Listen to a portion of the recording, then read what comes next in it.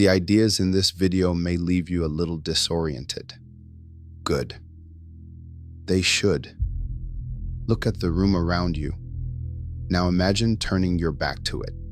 The wall behind you, the chair, the window, the whole familiar world at the back of your head. Is it still there?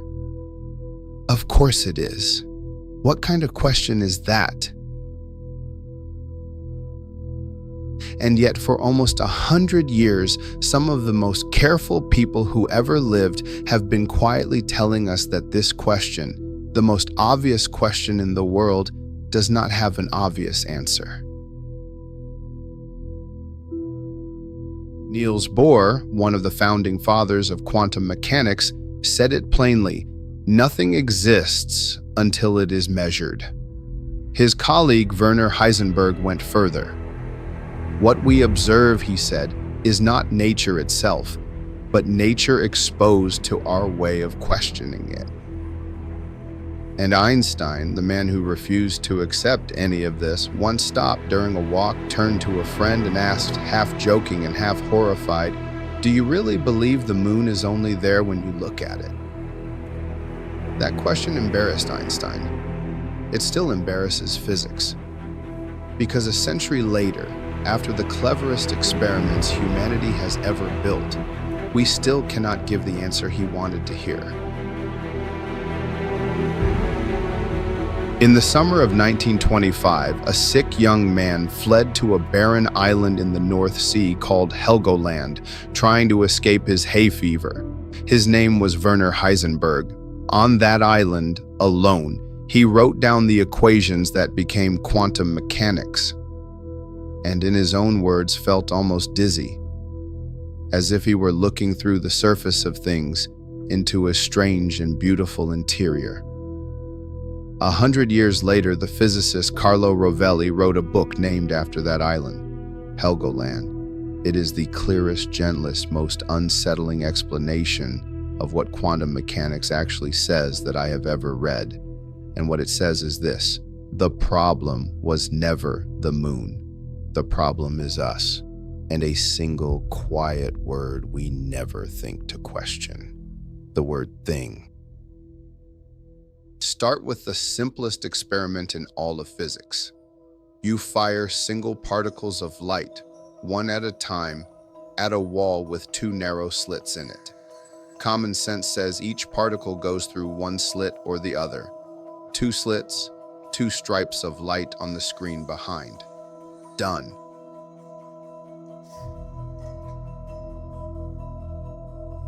But that is not what happens. You get the pattern of a wave, as if each single particle somehow went through both slits at once and interfered with itself. One particle, both paths. Now, the part that broke 100 years of physicists. Watch the slits. Place a detector to catch which path the particle really took. The wave vanishes. The particle picks a side.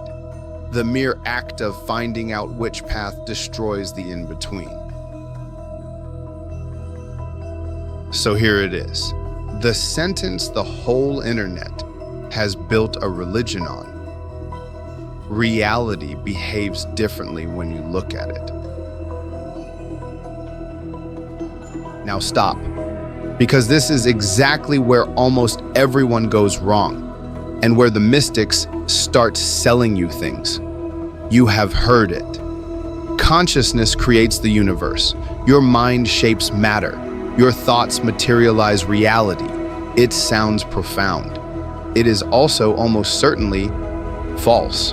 And the real story is stranger than the fake one. Here is the secret the word observer hides. In quantum mechanics, an observation does not need a human. It does not need a mind, an eye, or a soul. A measurement is simply an interaction.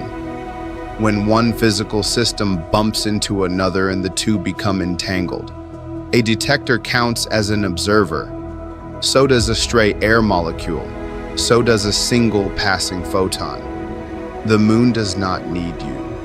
It is observed constantly, violently, by sunlight, by the solar wind, by every particle crashing into it every instant.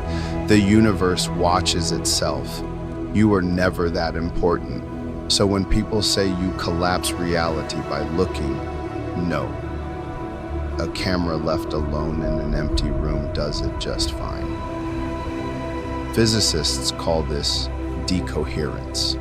It is automatic, mindless, everywhere. But, and Ravelli will not let us off this easily, it gets worse. Take two particles, born together, then sent to opposite ends of the world. Measure one. Instantly, the other answers. Its state locked to the first, no matter how far apart they are. Einstein hated this so much he called it spooky action at a distance and spent the rest of his life trying to make it go away. He had a comforting explanation. The particles, he said, are like a pair of gloves. Split a pair. Mail one glove to the other side of the planet. Open the box. It's the left glove, so the far one must be right. No magic. The answer was decided all along. We just hadn't looked. It was a beautiful idea. In 2022, the Nobel Prize in Physics was given to three men: Alain Aspect, John Clauser, Anton Zeilinger, for proving it wrong. Their experiments showed with brutal precision that the particles are not gloves. Before you measure them, neither one is left or right. Neither one has the property at all. The answer is not hidden. The answer does not exist until the interaction happens. Slow down.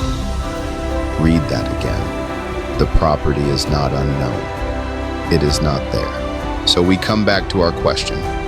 Turn your back on the room. Does it vanish? Ravelli's answer is the most elegant idea I have met in a long time, and it is this.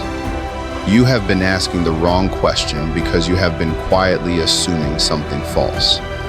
You assume that a thing has properties. A position, a speed, a state, all by itself, sitting there, complete, whether anyone interacts with it or not. It doesn't. Nothing does. In Ravelli's reading, the relational interpretation, properties are not things an object owns. They are things that happen between objects. An electron does not have a position. It has a position relative to whatever it just interacted with. The world is not a collection of things with properties. The world is a net of relations, of interactions, of mutual touches. And things are just the knots where those touches cross. So the room behind you does not disappear when you stop looking. But the lonely, absolute, self-contained room, the one that has every detail fixed in itself while no one and nothing touches it, that room was never there. It was a story your mind told you. Reality didn't vanish. The illusion of objects floating in isolation did. And now, turn it on yourself. Because you are not outside this. You are not the one special observer standing apart, switching reality on by looking. You are a knot in the same net. You have properties only in relation to everything you touch. Take away every interaction and every photon, every force, every other thing, and there is no you left over, sitting alone in the dark, with your private, absolute self. This is what made Heisenberg dizzy on his island. Not that the world is unreal, but that it is real only together. Nothing stands alone. Not the moon. Not the spoon, not you. So, does the moon exist when no one looks? Yes, it is drowning in interactions. But does it possess a single, definite, observer-free reality, complete in itself, the way Einstein wanted? That moon, the lonely one, quietly slips through our fingers. I will be honest with you. I don't find this comforting. There is something in me that insists the world is solid, that it sits there finished and waiting whether I attend to it or not. That instinct may be the deepest thing evolution ever built into me, and it may simply be wrong. The mystics will tell you your mind makes the world. It doesn't. But the truth they stumbled onto and ruined is somehow worse and better. The world is not made of things. It is made of relationships, and so are you. When you look away from the room, it does not go dark. But it was never as alone in there as you imagined. Thank you for watching. And a special thank you to everyone who keeps this channel alive.